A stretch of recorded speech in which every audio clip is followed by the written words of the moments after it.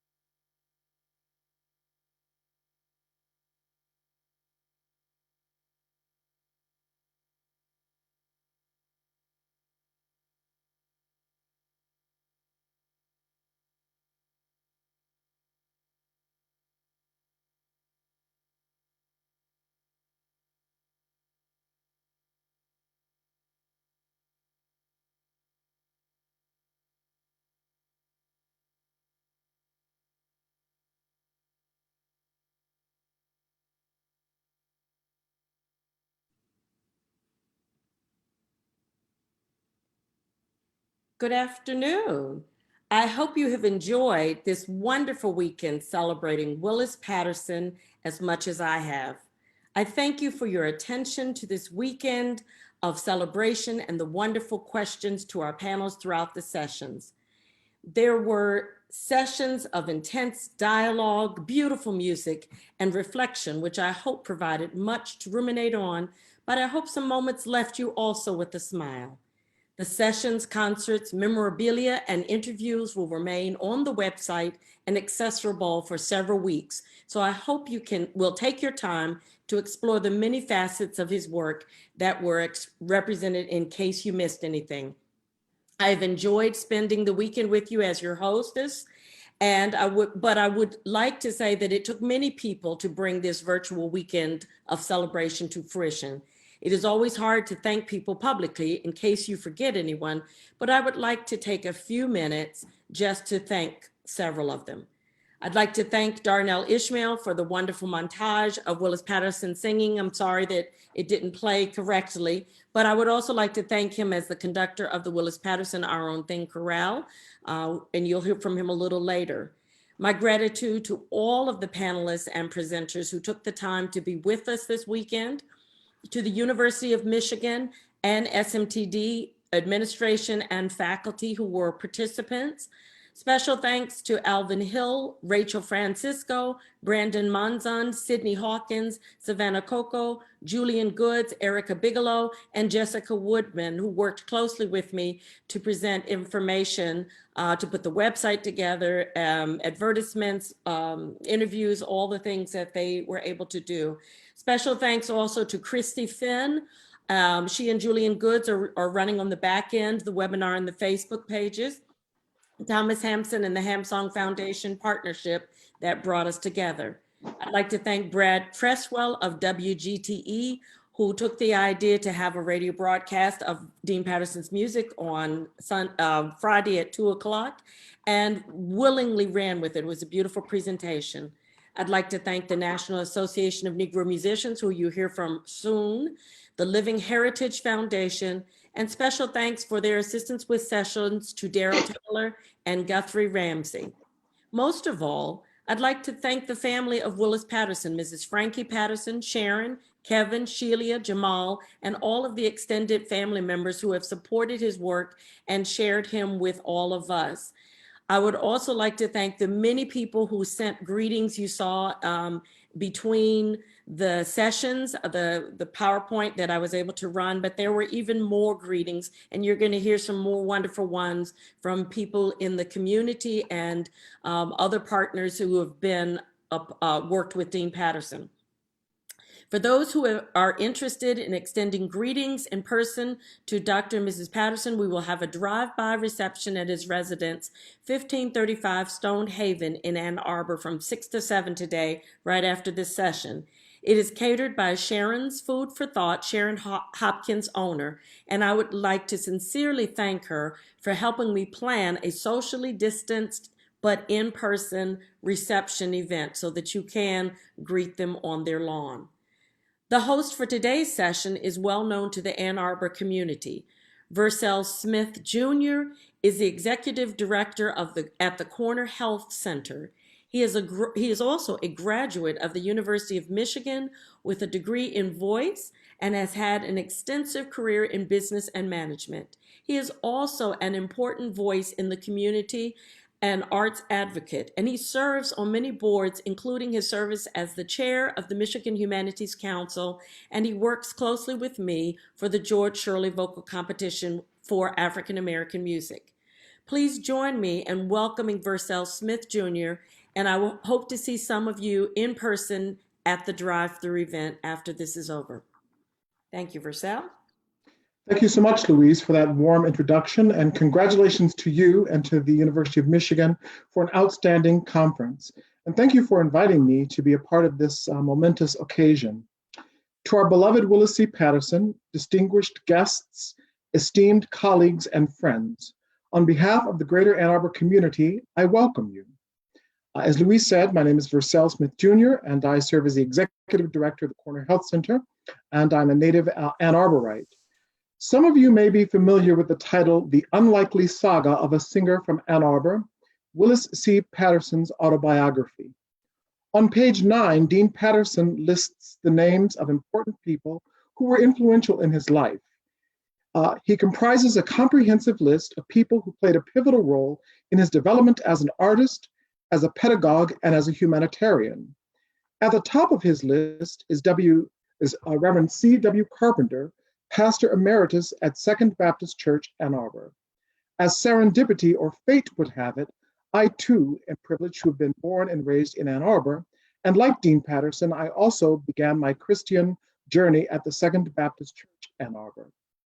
Although Reverend Carpenter served well before my time, I had the distinct honor of meeting a phenomenal man who would later become a seminal inspiration in my life. His name is Willis C. Patterson. As a youth, I recall being captivated by his stoic presence, and if I'm to be truthful, a bit intimidated by his basso profundo, commanding voice, and take no prisoners decorum.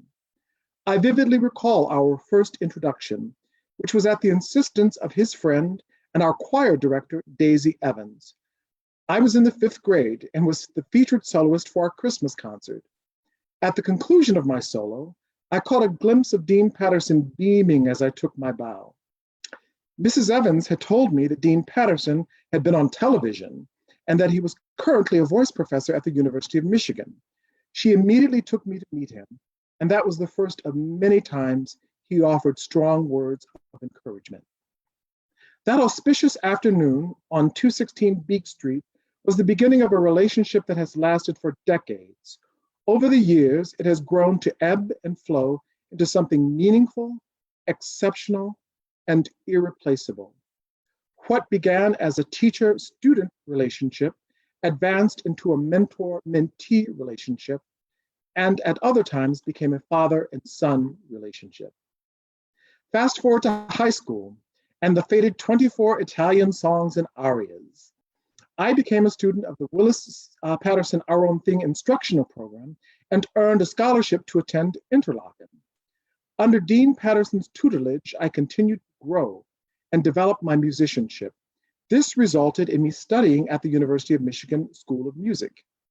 There, I met some of Dean Patterson's star students, Z. Brown, Oral Moses, Charcy Randolph, Gail Denson, David Morrow, Greg Broughton, and others. There was an unspoken code of conduct at that time where older African-American students provided guidance and direction to us younger students. Unquestionably, this type of compassion was a direct reflection of Dean Patterson's caring nature. Dr. Patterson took a special interest in me at a very young age and continues to be a source of inspiration and wisdom. His relationships with my family provided a deeper connection for us than it did for many other U of M students and caused him to watch over me, to ensure I always strove to be my very best. I had the unique added benefit of having Mrs. Patterson for my math teacher. So for 2 years, I was locked in what seemed to be an eternal state of Patterson squared. I recall a tender moment a few years ago when my father passed away. I attended church service at First Congregational Church, where Dean Patterson served as director for many years. He must have picked up on my heavy heart that day, because following the service, while we were walking to his car, he stopped me and said, "Even though you lost your father, I'm here to support you. Whenever you need me, I will continue to watch over you." Those words spoken to me at a time when I was my most vulnerable sustained my faith and gave me encouragement to persevere. One of my greatest pleasures occurred last week. I currently serve, as Louise said, as the chairman of the board of the Michigan Humanities Council. On Thursday evening, we honored Dean Patterson with the Humanitarian of the Year Award. This prestigious, coveted award honors those who have made important contributions to the arts and humanities. Though this gesture pales in comparison to the rich investment Dean Patterson has made in me, it serves as a heartfelt token of my deep affection for my hero. Dean Patterson provided a firm and stable foundation on which I continue to build. And much like the cornerstone of any church, he has been a blessing to me in countless ways that are too immeasurable to express. Thank you and congratulations, Dean Patterson. Next, we will hear from David Gear.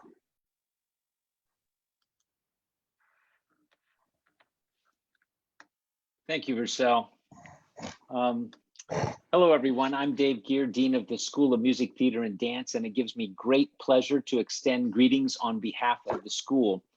And thank you, Louise, for this opportunity to do so. And congratulations on the work you've done to put together this magnificent event. I want to extend a special thank you to all of the attendees. I hope that everyone's experience has been enriching and inspiring, and that you have enjoyed celebrating the legacy of Dr. Willis Patterson and his 90th birthday too. It has certainly been impressive to see so many distinguished scholars, performers, composers, professionals, and students from all across the country come together to appreciate and move forward together Dean Patterson's impressive life's work. We are certainly proud of how his legacy lives on here at Michigan, especially in the Department of Voice.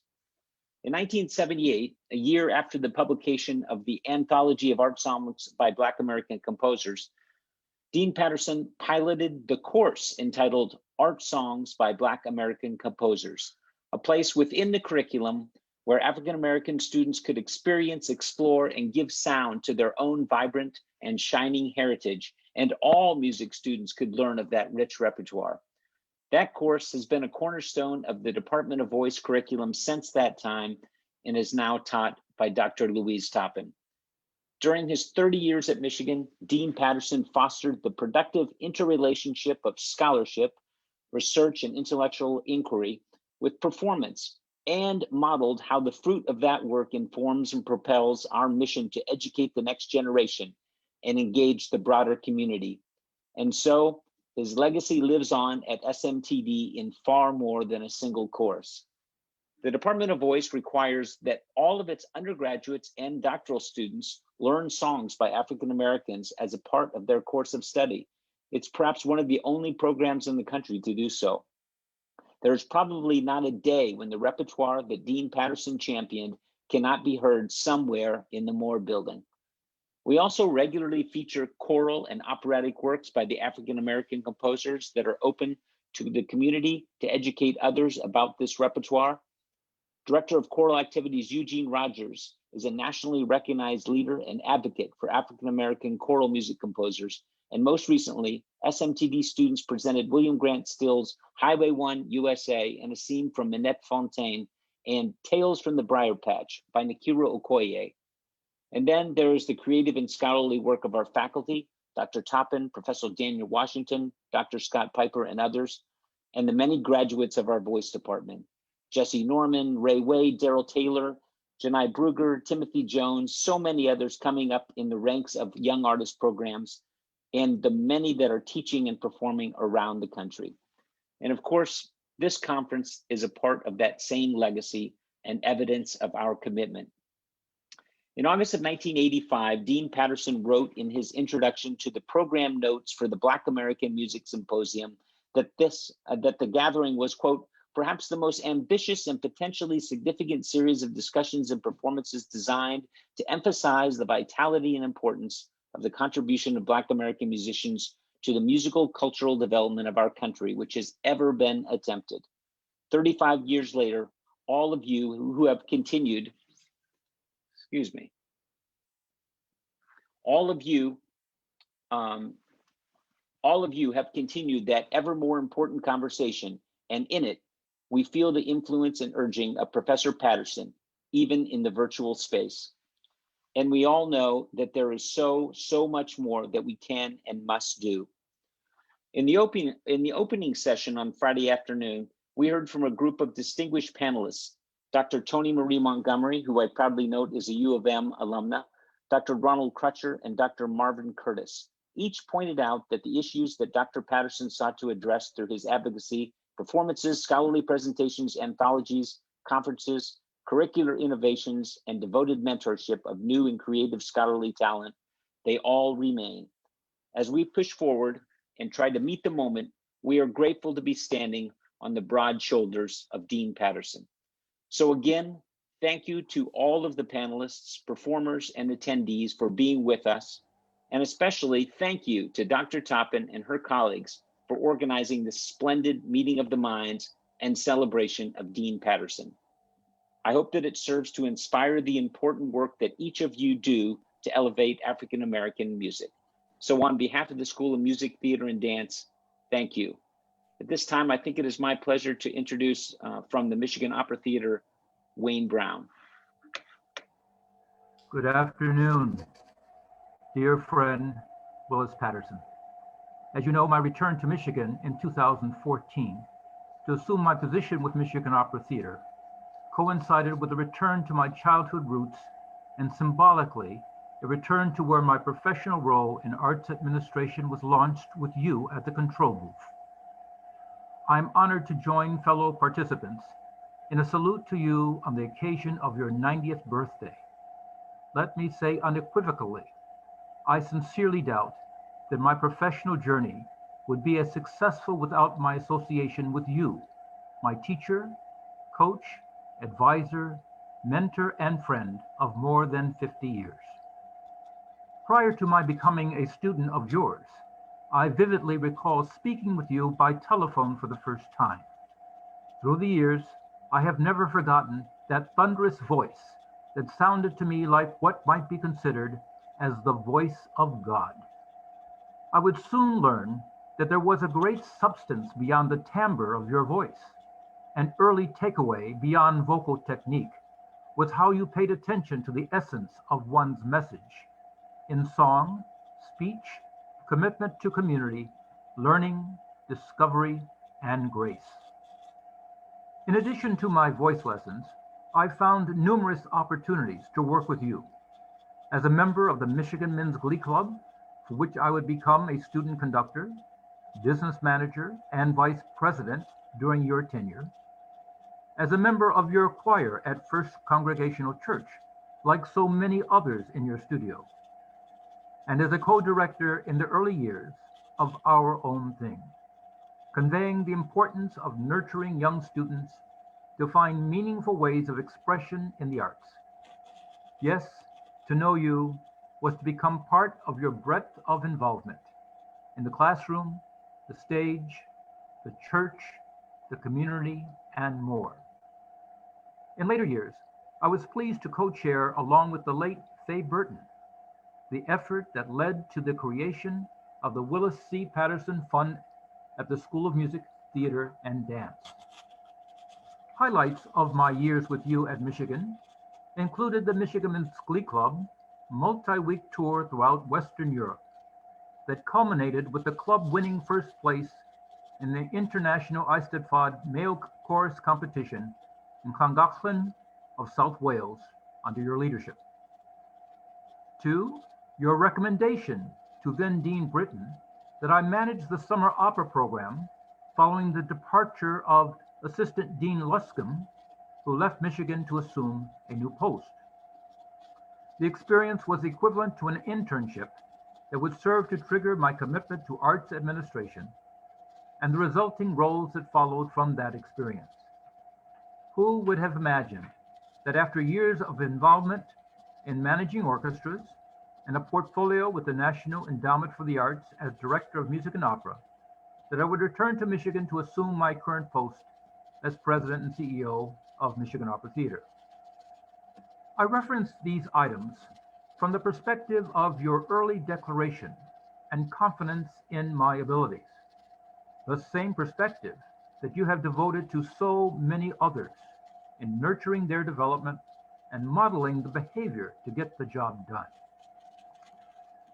Willis, Dean Patterson, Professor Patterson, we are all grateful to you for your guidance, inspiration, and self-discipline that has enabled so many of us to advance in our various roles.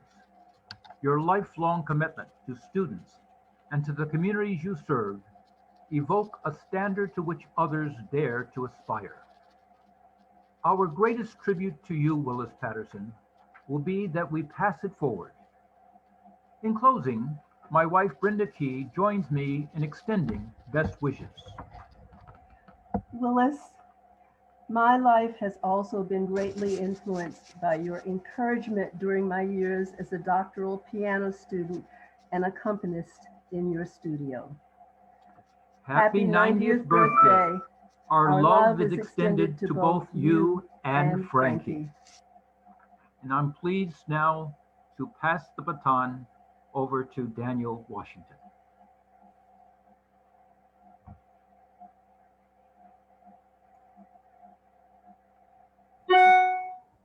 Good afternoon, everyone. It is my great pleasure to pay tribute to Dr. Willis Patterson as we celebrate his outstanding career and his impending 90th birthday. We know about his groundbreaking research in African-American art song, the many students he has influenced, especially students of color, as the first African-American professor at the then School of Music at University of Michigan.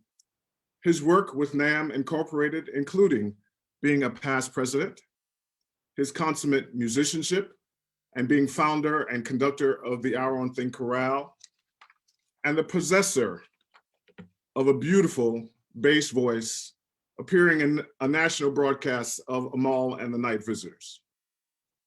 During the course of this weekend, Dr. Patterson has been called by turns drum major, icon, pioneer, trailblazer, mentor, author, teacher, researcher, community leader, and wonderful singer. He is all that and more. I would like to add, from my personal perspective, the role of role model, which he has been for me, and a legacy builder, which he has been for others. It has often been said that you should never be the person that directly follows a legend. When I was offered the opportunity to follow Willis at Michigan, I had been singing in Europe for many years and was thus unaware of how vast his legacy was and did not really know what I was getting myself into. When I fully grasped my situation, I felt a bit like a lion cub looking at the footprint of the male leader of the pride. Luckily for me, Dr. Patterson was helpful when I asked his opinion. He encouraged me to make a difference and gave me the space to develop and grow into the position, while also continuing to be a role model for me, sharing how things should be done as he pursued his myriad positions away from the university. I can safely say that without Willis's life and the many things that he accomplished, I would not be who I am today. His students have an unwavering loyalty to him. He is known to be supportive and gave them the tools they needed to be successful, always encouraging them to follow their dreams. He worked tirelessly to help them with everything possible, up to and including funding at the University of Michigan. The number of students that he has influenced includes some of the most outstanding scholars, performers, and administrators in the country. We all stand on his shoulders, and I, like many others, am incredibly grateful that he has walked among us, leading the way.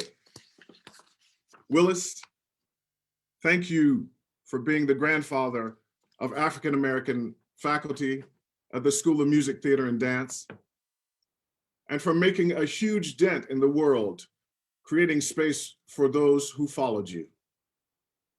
Congratulations on your wonderful career and happy 90th birthday. I would now like to introduce Gregory Broughton.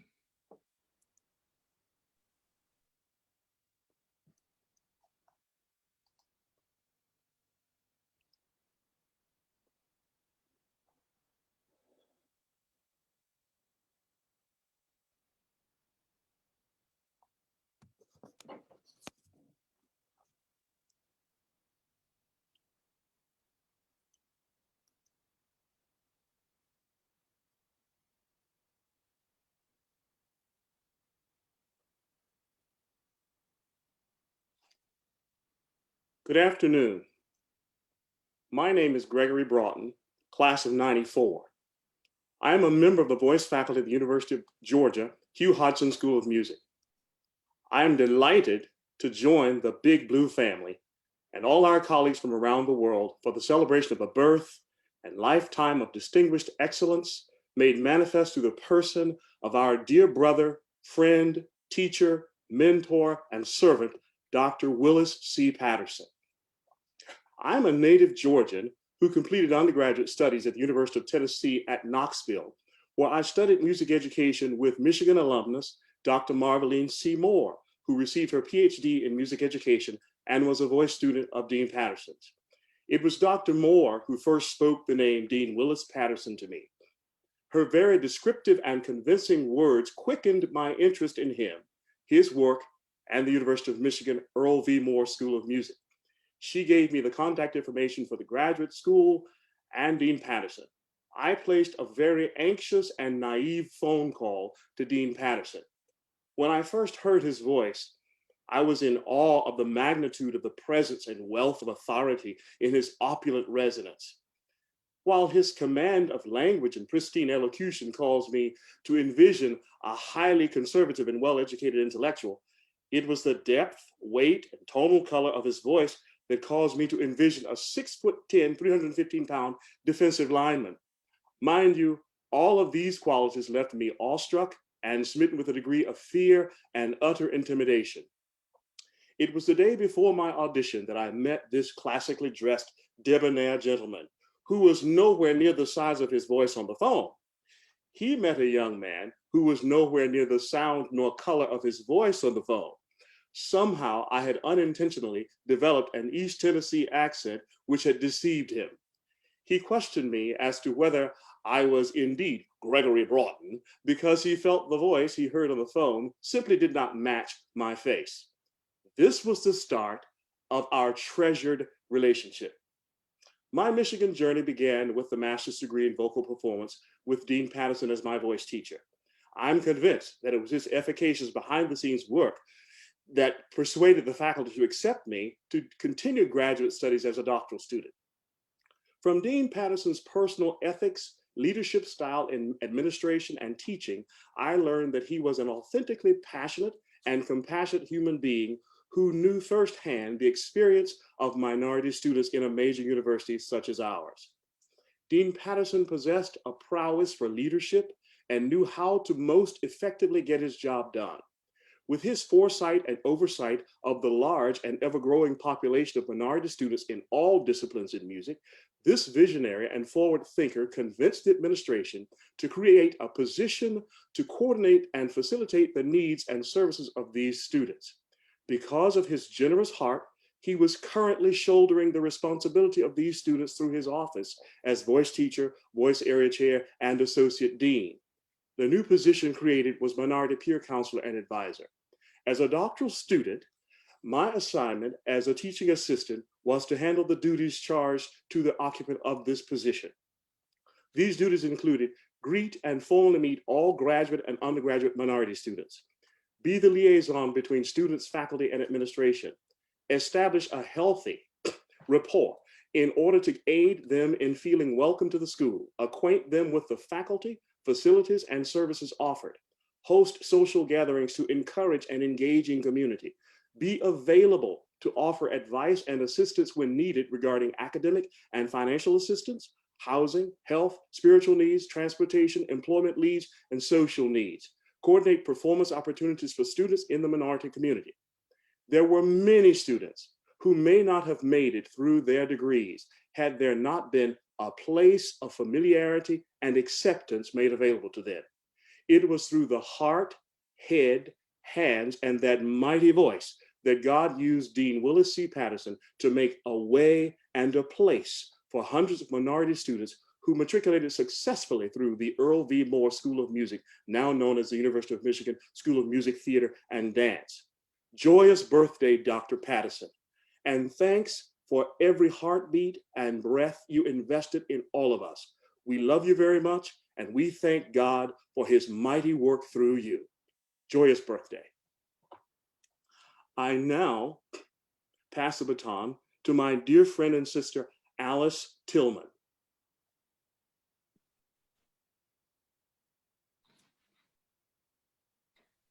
Hello.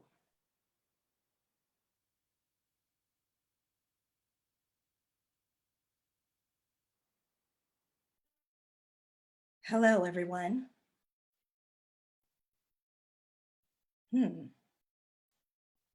We can hear you. Oh, okay, thank you. I am Alice McAllister Tillman, and I met Dean Patterson when I was 15 years old. And I like to think that was about 10 years ago, LOL. But we all know differently. To say that meeting Dean Patterson changed the trajectory of my life would be an understatement. We met at Northwestern High School in Detroit when Brazil Denard, another giant in my life, invited Dean Patterson to hear some of his voice students as an audition for scholarships to Interlochen Arts Academy, their summer music program. I received a scholarship for a 2-week camp experience that exposed me to a way of life that I had not experienced.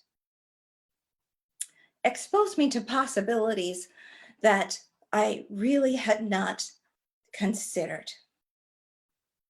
I returned to the camp the following year to audition for a scholarship to the University of Michigan, which I received.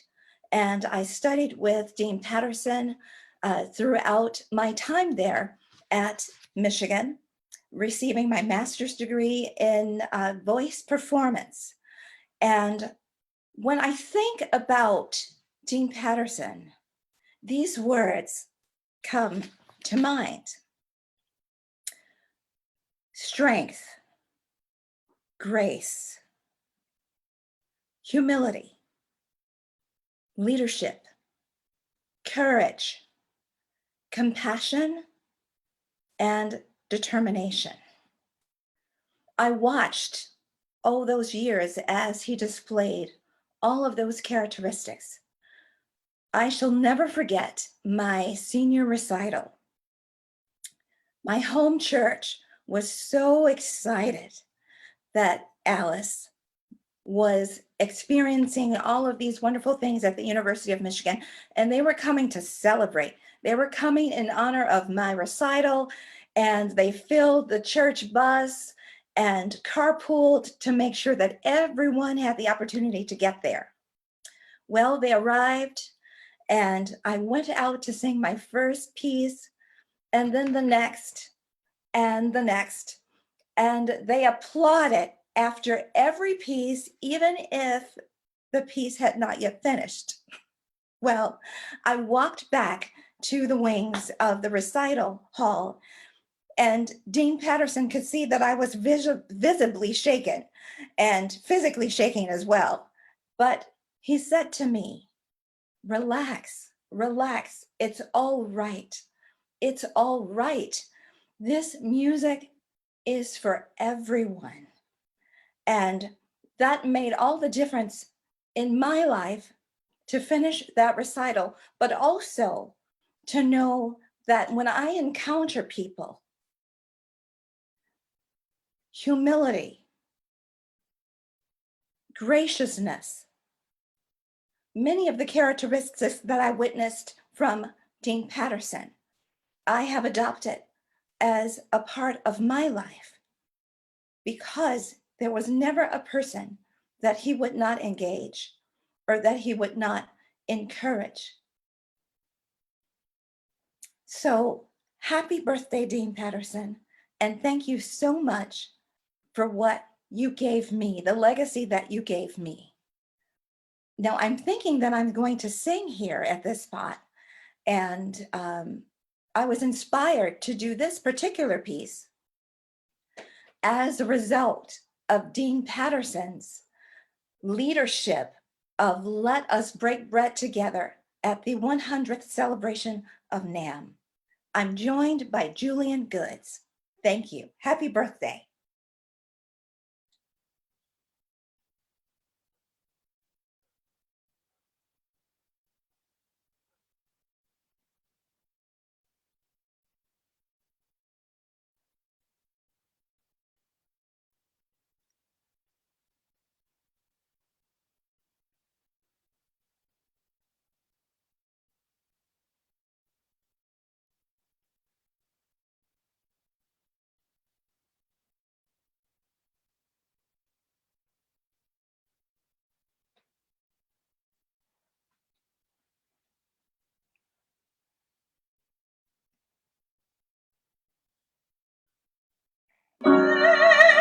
With my face to rise and sun, oh Lord, have mercy on me.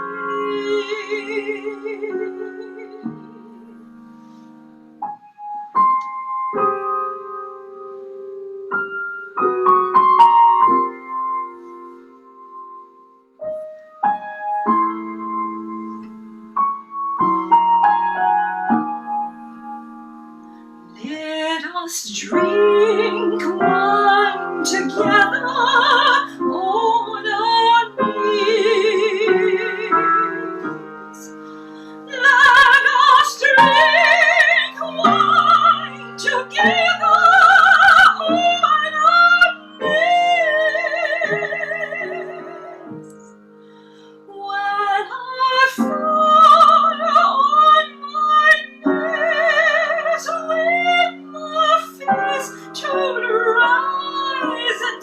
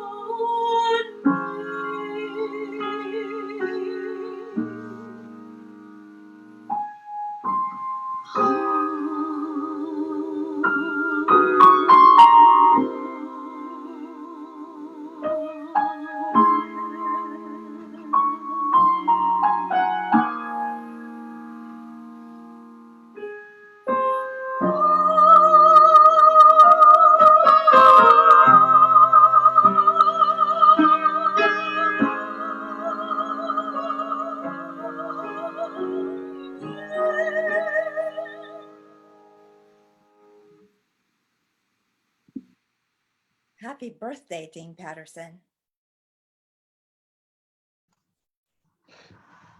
Thank you so much, Alice, for that beautiful story and sharing with a presentation like that. I understand why your church enthusiastically interrupted with applause. That was beautiful.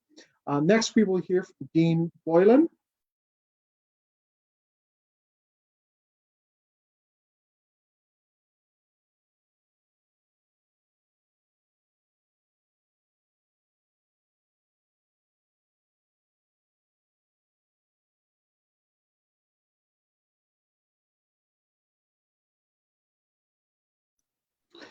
Dean Boylan, if you're speaking, you're muted.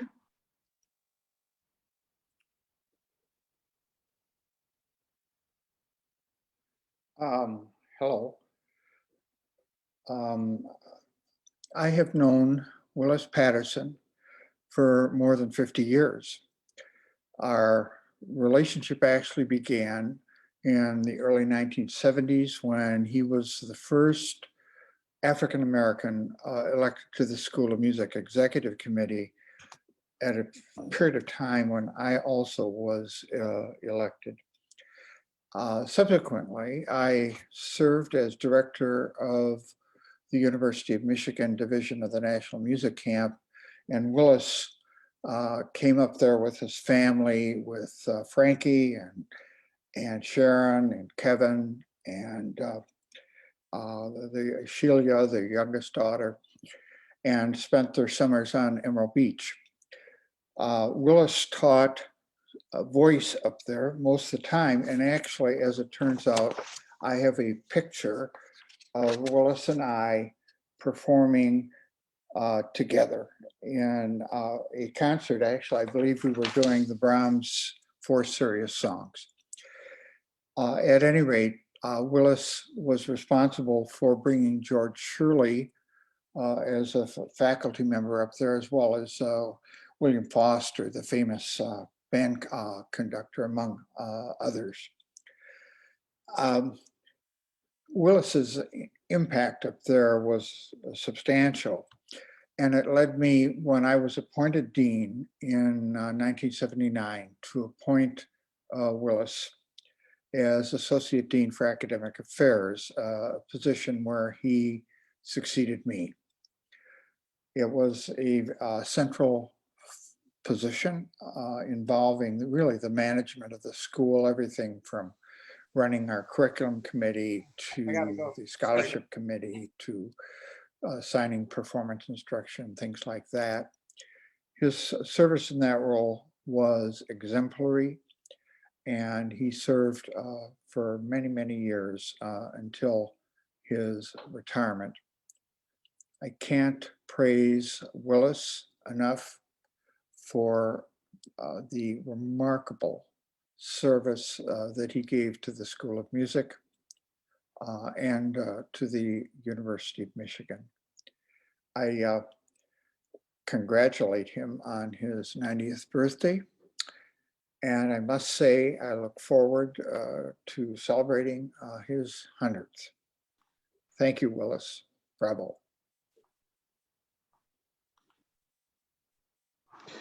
Thank you, Dean Boylan.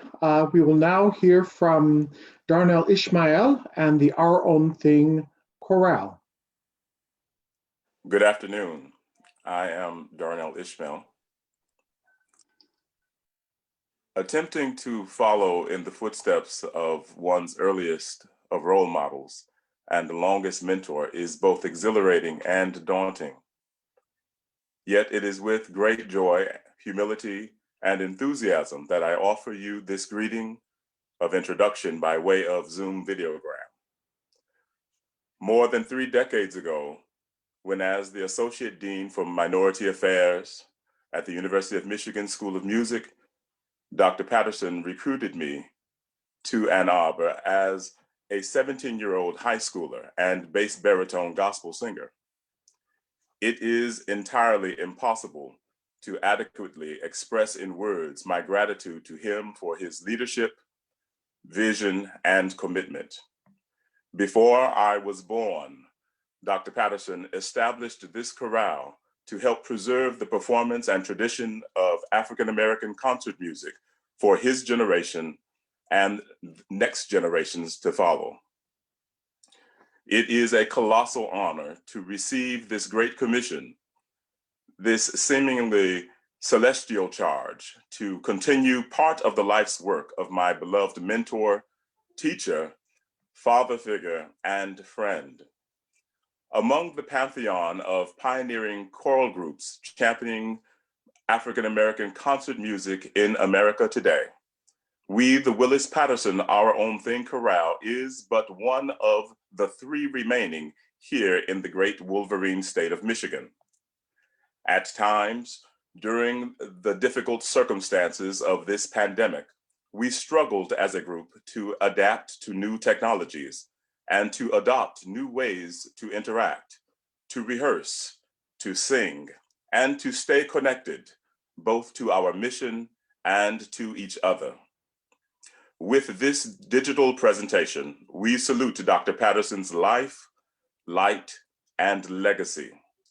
We persist in great hope to embody his pursuit of excellence, his perseverance over every obstacle, and to bring to fruition his musical vision of a future where the music of every generation belongs to every generation.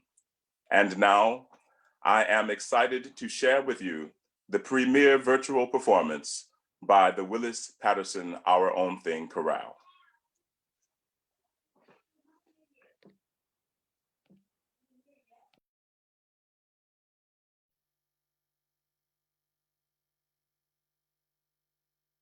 In the Lord.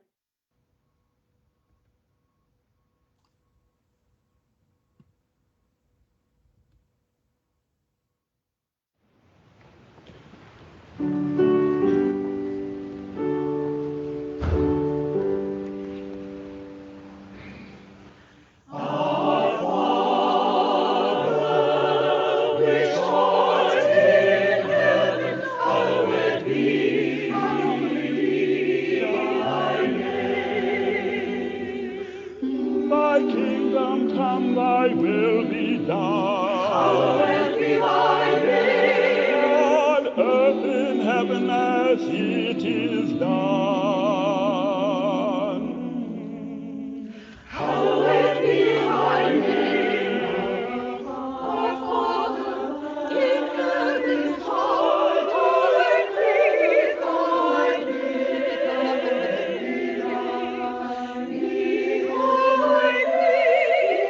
This is our daily bread. Hallowed be thy name. Forgive our debts as it is said. Hallowed be thy name. Hallowed be thy name. Hallowed be thy name. Our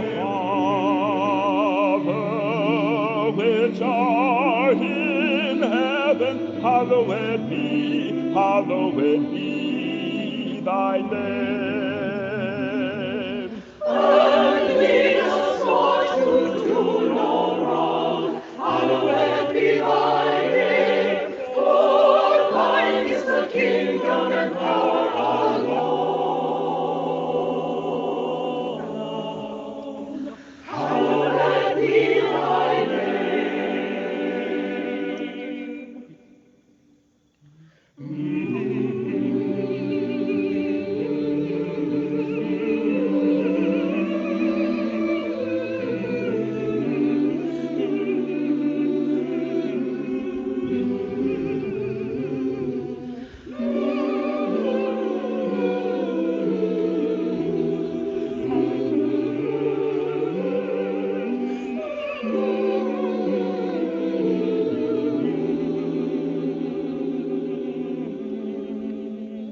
Hallowed be. Hallowed be thy name.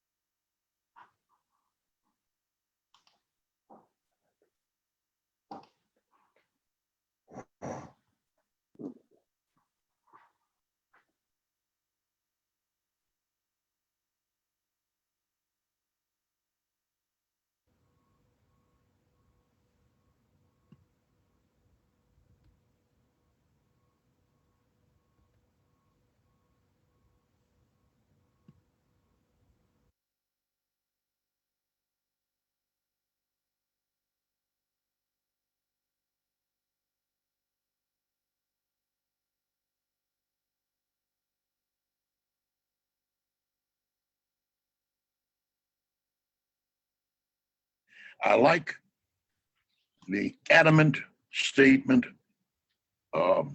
almost the rebellion statement of that spiritual, which is, it's very hard to find adamant statements that come close to being rebellious among spirituals. Right. Almost all of them are, as I said, very beautiful, suppliant, and nostalgic. This one is different.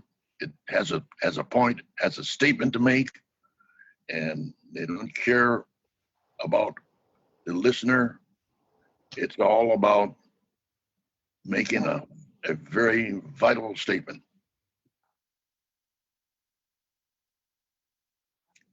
This arrangement was designed to be what we would now very much probably phrase as a protest.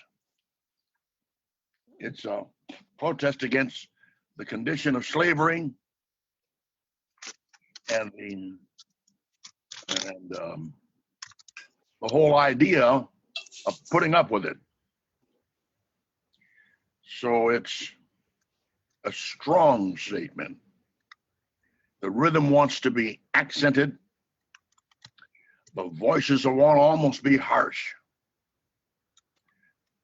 Sooner we'll be done with the troubles of this world, going home to live with God. And that's really the impetus behind it, the reason for it. If the protest marchers today were singers, that's the way they'd sing it.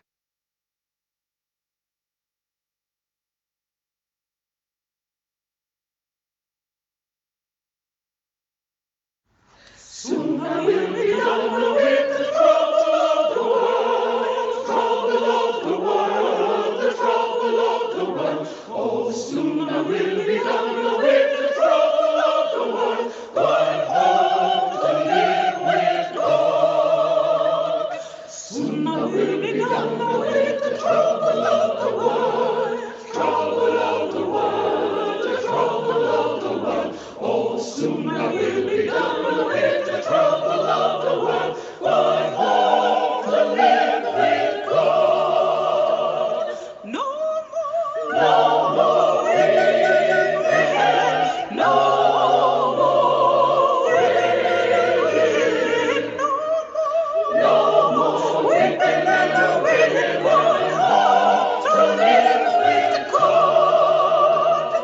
Soon I will be done with the trouble of the world, trouble of the world, the trouble of the world. Oh, soon I will be done with the trouble of the world, going home to live with God.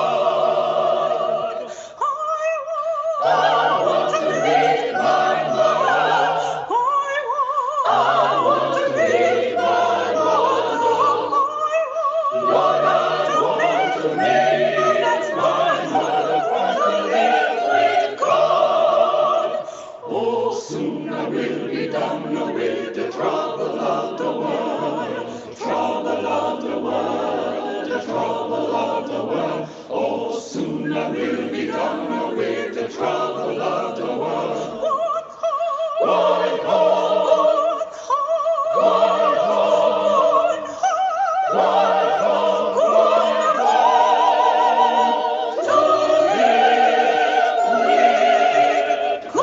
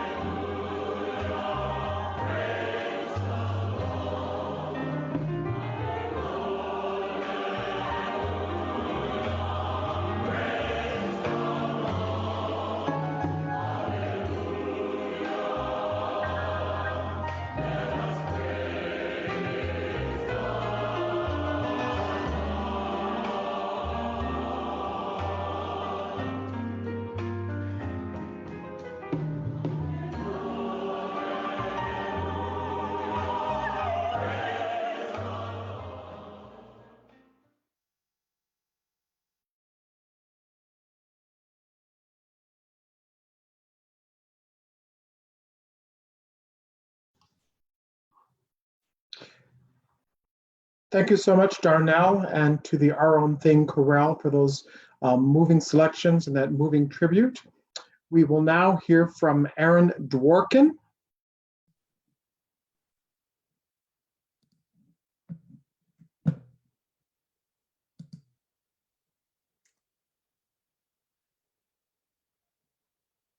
Hello. Hi, everyone. It is truly an honor to be able to be joining such an amazing group of people celebrating such an extraordinary impact and legacy.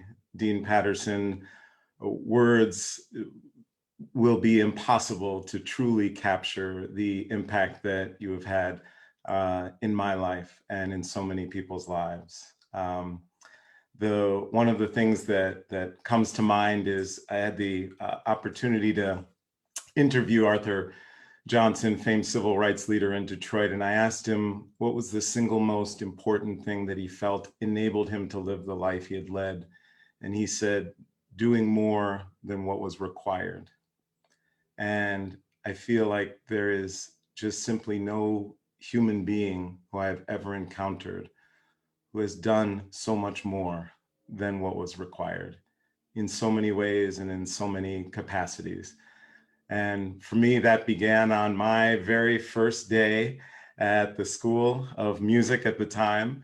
And I was doing my audition and someone said, you know, I had been off for 4 years before transferring into Michigan and was feeling, you know, a bit lost. And someone said, well, you should go down and talk to Dean Patterson.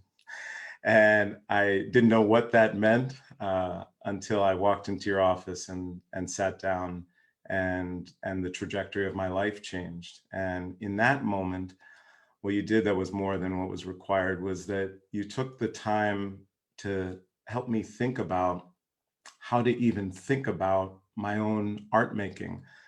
Well, what did it mean for me to be playing the violin? What did I want to do with it? You helped me to try and understand my own art and what my role and what my time at Michigan was going to be like and how I could benefit from all of the resources.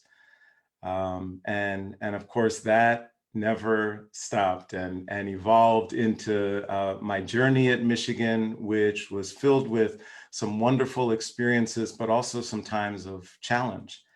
And one of those times where I felt, you'll remember where I felt that there was an impact that was occurring based on prejudicial circumstances. And at the time I didn't know, I wanted to, my instinct was just to rail against what I felt was injustice or unfairness. And again, you did more than what was required in helping me think through that, helping me to understand the circumstances that exist in our world, but most importantly, to get past the emotional response and to say, where do you want to go? What do you actually want to see changed? And how can you bring that about? And you did that not only with your counsel, your wisdom, but then also your actions in front and behind the scenes that impacted me and so many other students of color as we continued our journey of education and preparation for life.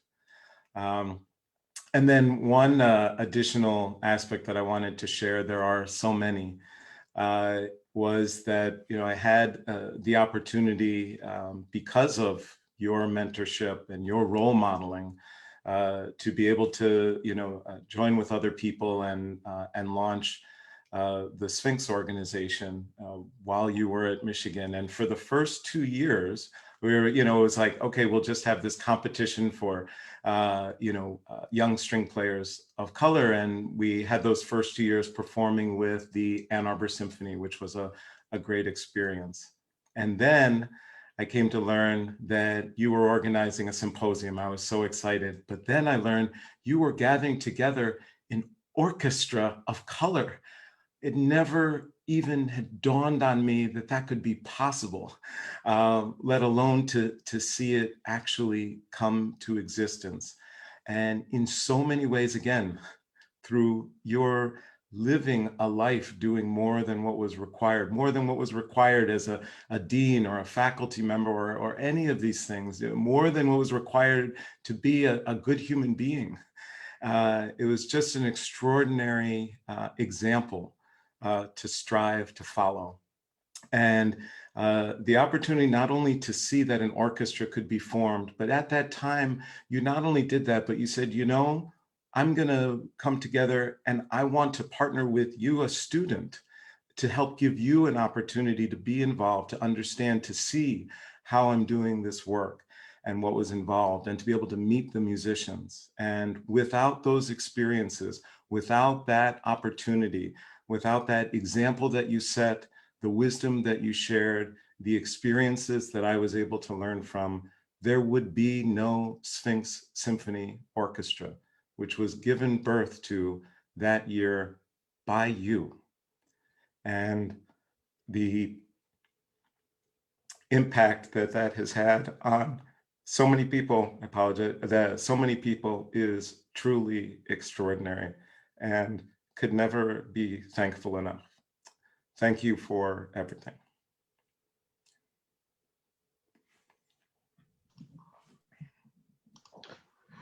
Thank you so much, Aaron, for that moving tribute. We will now hear from Anne Marie Hudley.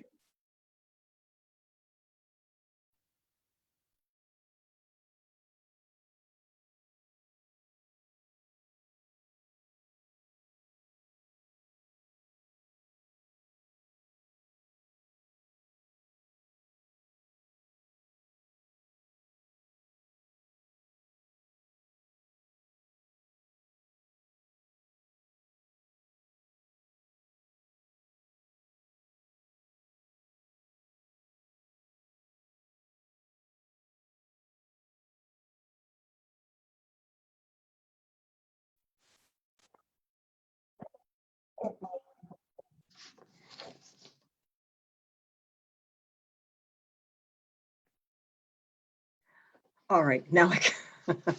Thank you. I'm sorry. My screen went blank for a minute there. Yes, my name is Anne Marie Hudley Simmons, the 24th president of the National Association of Negro Musicians Incorporated, and it is my distinct honor and sincere pleasure to rise with this august body in tribute to you, a luminary of our organization, Dr. Willis Charles Patterson. A proven leader and undoubtedly one of the greatest consummate educators, researchers, editors, and musicians of our time, you rose to the pinnacle of scholarship and artistry. Sir, you have served as a role model to generations of creative individuals, including many who join us today. And I want to pause parenthetically just to thank Dr. Louise Toppin for your vision for presenting this to us this weekend. It has been a powerful and enlightening, a marvelous weekend. So thank you, Dr. Toppin, for doing this for us, realizing this dream for all of us. Flowers were sent separately to include your lovely wife, Dr. Patterson, Frankie, a very special type of person, an artist spouse, called to share her loved one with the world. So to Frankie, I say thank you. I appreciate you. I love you so much for sharing Dr. Patterson with us. Dr. Patterson, we present you with this citation from the National Association of Negro Musicians, its executive board, its NAM board, and all of its members. No single token or even occasion can adequately express the esteem we feel or what you mean to us. We hereby recognize your years of loyalty, of inspiration, your efforts, your leadership, and your many accomplishments. I've been blown away by hearing from others of what you were able to do for them. A long life given to all of us. You are present for us in every endeavor. Your life story, your commitment to help preserve our history in print, and stalwart service as the 19th president of the National Association of Negro Musicians has served to secure a firm foundation on which to build our future. And that we will do. We will continue your legacy. We're so pleased that you are part of our advisory council. And we know that we will always hear that voice at every convention. Let us break bread together. So thank you for all you do, and congratulations on being a 90 years young scholar. This token will be airlifted to you in the morning. Hopefully, you'll get it sooner than later. The mail has been moving slowly these days. But thank you so much for being you. You mean so much to us. And now I yield the mic to Neil Hajra, who will be the next speaker. Thank you so much, Anne Marie. Greetings, everyone, and happy 90th birthday, Dean Patterson. My name is Neil Hajra, and I am the CEO of the Ann Arbor Area Community Foundation. I'm so honored to be given a chance to add to the chorus of praise for Dean Patterson. And yes, that pun was intended. I was a Michigan student active in the School of Music bands in the early 90s, but as a non-music major clarinetist, I never had the occasion to personally meet Dean Patterson during that time, but I was certainly aware of who he was and the profile that he cut. Fortunately, later in life, I came to know Dean Patterson through the Ann Arbor Area Community Foundation, where he served as a former trustee from 1990 to 1996. The mission of the Ann Arbor Area Community Foundation is to enrich the quality of life for all of those who reside in Washtenaw County. And Dean Patterson played an important role in moving our institution forward and keeping us accountable to our mission. Back in the 90s and before I joined the foundation, but I am aware that the field of philanthropy was well-intentioned, but unfortunately also blind to its own shortcomings around race and equity. Fortunately for the foundation at that time, Dean Patterson and several other community leaders didn't allow the foundation to remain blind. Dean Patterson, together with Joe Doolin and Barbara Meadows, may they both rest in peace, spearheaded the creation of the African American Endowment Fund to improve the quality of life for African Americans in the greater Ann Arbor area. Dean Patterson's leadership was a critical factor in the creation and continuation of this fund, which now has been in existence for a quarter century and still going strong. What an amazing legacy. This fund has stood as a shining light to address racial inequities within our own community, taking action on an annual basis to address those inequities. And it has also celebrated and elevated important local African American leadership. I've always been so impressed that Dean Patterson, who was involved in so many important efforts, somehow found the time to become a pioneer in local philanthropy as well. And he stands to this day as an inspiration to me as I learned about his legacy after joining the foundation 10 years ago. This legacy of achievement and progress is an inspiration to me and so many others outside the halls of music.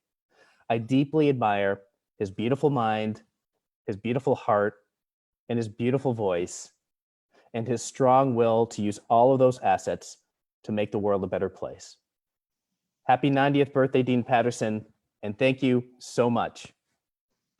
It is now my honor to hand off the baton to Dr. Tammy Kernodle. Thank you. My name is Dr. Tammy Kernodle, and I am professor of musicology at Miami University in Ohio, but I am also the president of the Society for American Music. And it is indeed my honor to be here to extend heartfelt congratulations and best wishes to Dean Patterson on the occasion of his 90th birthday. I've not been able to find any evidence that Dean Patterson was ever a member of SAM, but nevertheless, I thought that it was important that I make it known how much his legacy as an educator, as a scholar, and as a mentor to many has had an indelible impact on the membership and the life of the Society for American Music. For 46 years, the Society for American Music has been dedicated to the promotion and the preservation of all forms of music that has evolved out of the cultural, racial, and ethnic diversity of the Americas, from Canada to the domestic United States, the Caribbean, and Central and South America. It is indeed my honor as president of SAM to extend to you our appreciation and to acknowledge you for your role in preserving and promoting African American music. I would also like to acknowledge and thank you for your role in mentoring a generation of composers, scholars, educators, and performers, as well as administrators. Although we've never had the opportunity, at least I cannot remember, Dean Patterson, of meeting personally, I'd like to say that I have been impacted by your work and your presence as part of the legacy of the music department at Virginia State University. As a scholar of color, as a college professor, as a musician and scholar whose work focuses on Black music, and as a graduate of Virginia State University, I feel that I am intellectually and, more importantly, genealogically linked to this legacy. And so I'd like to say thank you personally for all that you have done. I am because of you. And so on this occasion of your 90th birthday, I and the members of the Society for American Music would like to wish you many more happy, peaceful, and fruitful years. It is my pleasure to pass the baton to the incomparable George Shirley.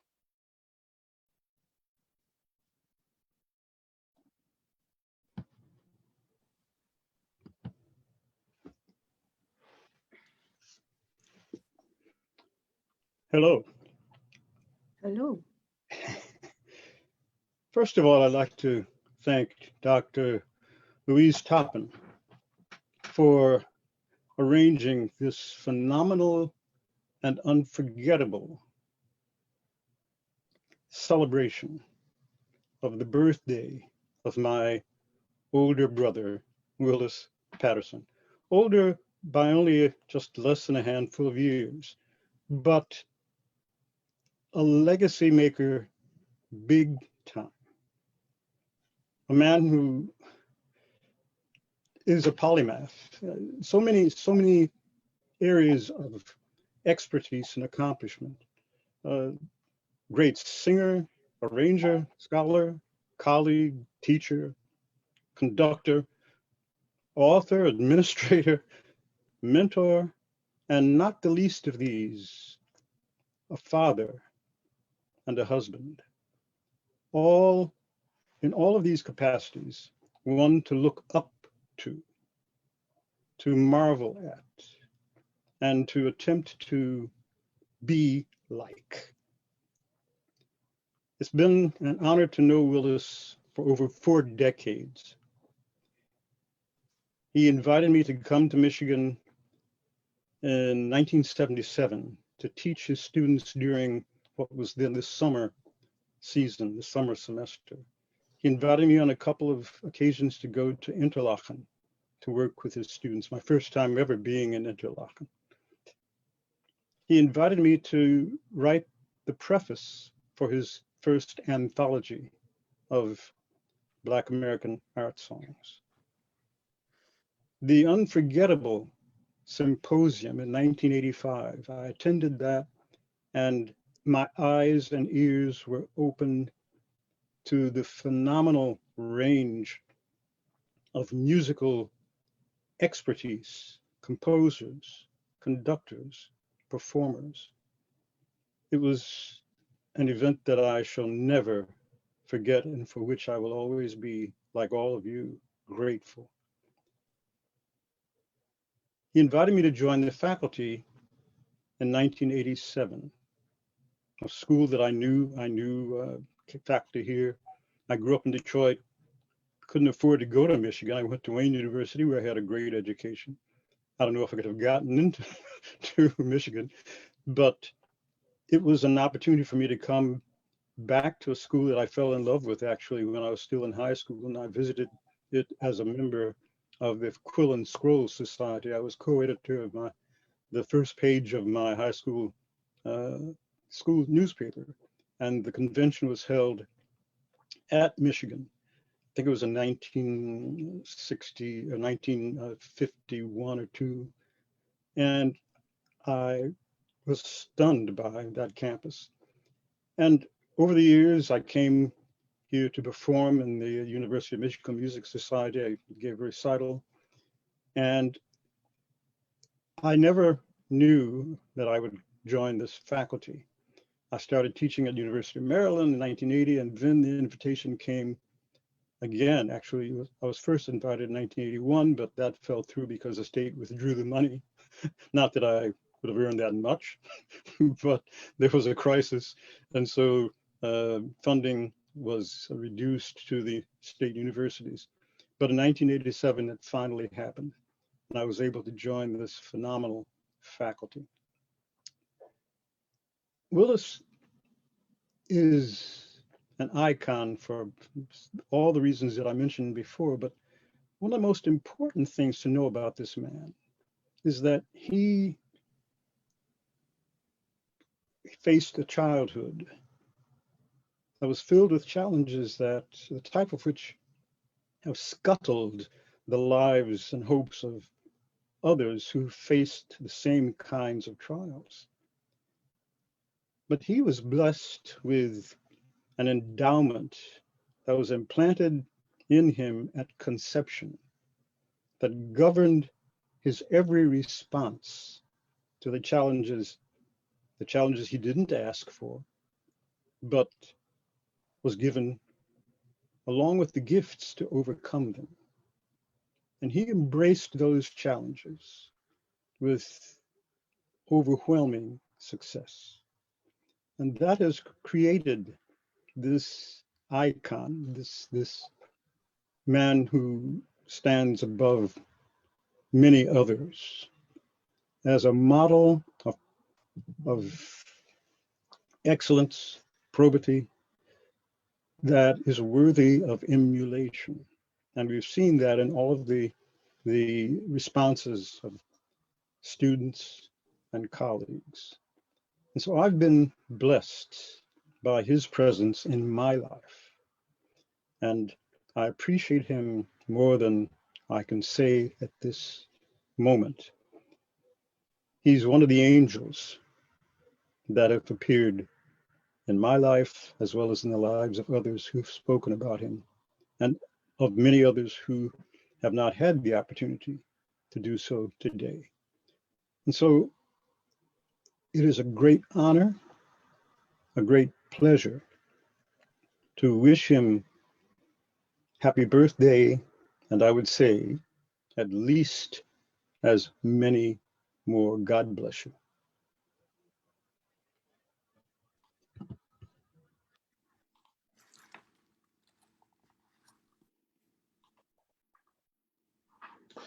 Thank you so much, Mr. Shirley, for sharing your heartfelt comments about this wonderful man that we celebrate today for his 90th birthday. We are so appreciative of everyone for sharing your time with us and making the celebration one that we will all remember for this joyous celebration once again for Dean Patterson, Dr. Willis C. Patterson. Willis C. Patterson, our friend, our mentor, our educator, and our hero that we celebrate today. So I'm going to invite Louise Toppin to come back. Okay. Thank you so much, Vercel. I appreciate your being our host today, and I have the flowers from NAM that will be coming over to Dean Patterson. I just wanted to show what beautiful flowers they sent. And then I also wanted to give my heartfelt thanks to everyone who has attended for this entire weekend and been a part of this celebration. Lastly, I would like to ask Dean Patterson if he would like to make a response because he is in the panelists' room. So if he would like to unmute and turn his camera on. Oh, you got it.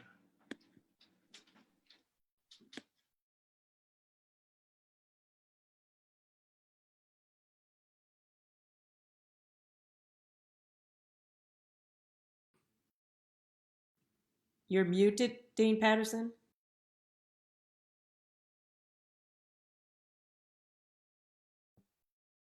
Did that do it? There we go. Yes. I don't have words to express for all of the platitudes that have come, I would say, in profusion, and maybe a little over the top, but I'll take it anyway. And gratitude that I feel, and humbleness that I've been made to live with it through this wonderful weekend. It's been a superb experience, and putting together by you, Louise.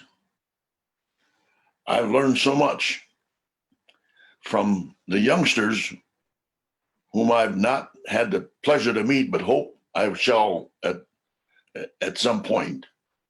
And the others with whom I've been long time associated with. These expressions have brought tears of pleasure to my eyes and to my heart. I don't have words to tell you how I feel now, but I'm filled up. And I can only thank you again, Louise, for this initiative. I'm hopeful that at some point in time, I may be able to gather an accumulation of these attributes that have come to me, so that in those times when I get back down to the ground and realize the imperfections that I've had all these years and am adding to, I can use these accolades that have come to me to say, well, don't worry about it. Thank you so much.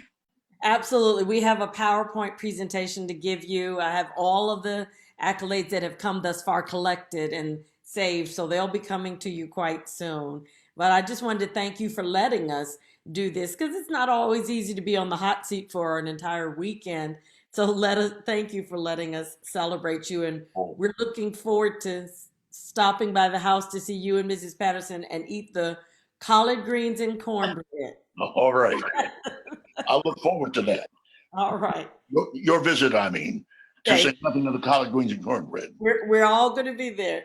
Thank you all so much for attending.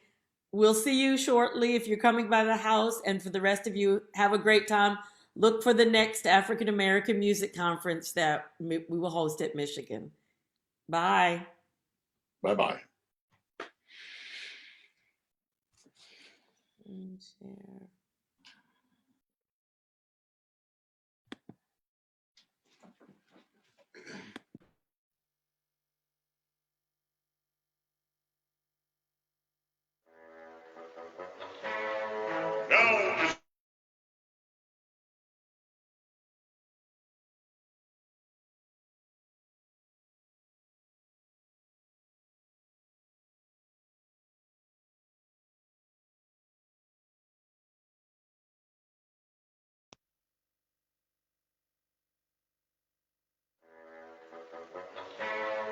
Now is the time for Thanksgiving. Come, bless the Lord, all ye servants of the Lord.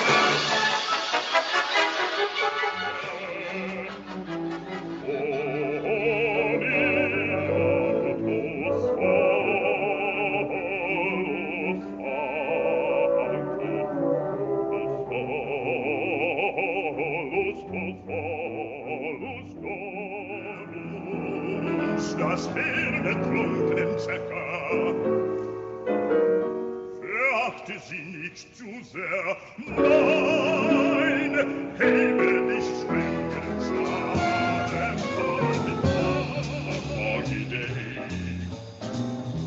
In London town it had me low, and it had me down low. I viewed the morning with much alarm.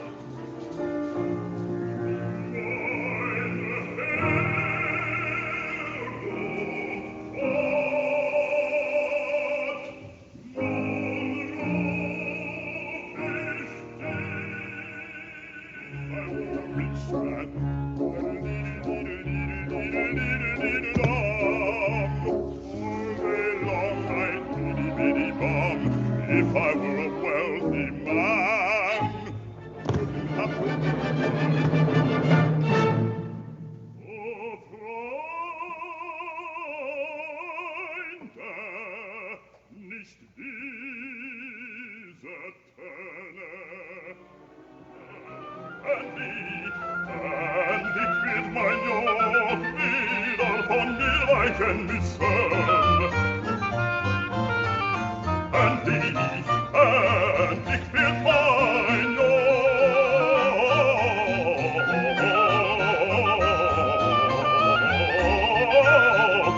and ich wird mein Joch wieder von mir weichen müssen, wieder von mir weichen müssen. And ich wird mein Joch wieder von mir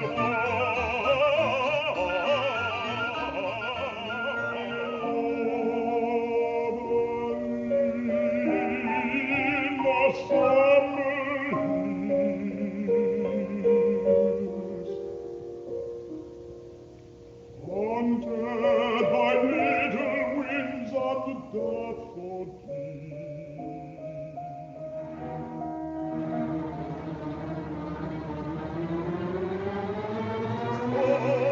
Fatatis maletis, flammis acribus adictis.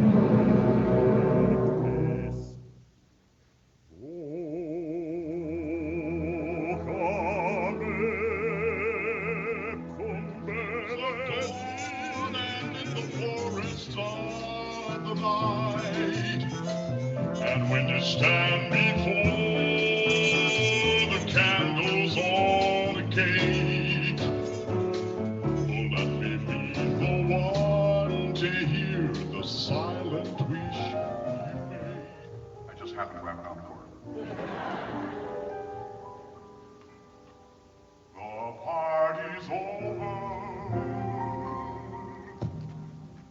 It's time to call it a day. They've burst your pretty balloon and taken the moon away. It's time to wind up the masquerade. And I have tilled the soil and sown the seeds and wept in seasons of bitter harvest. But today we have gathered here to celebrate our past and to dedicate our future. Come, let us bless the Lord. All ye servants of the Lord, lift up your hands in the sanctuary and bless the Lord.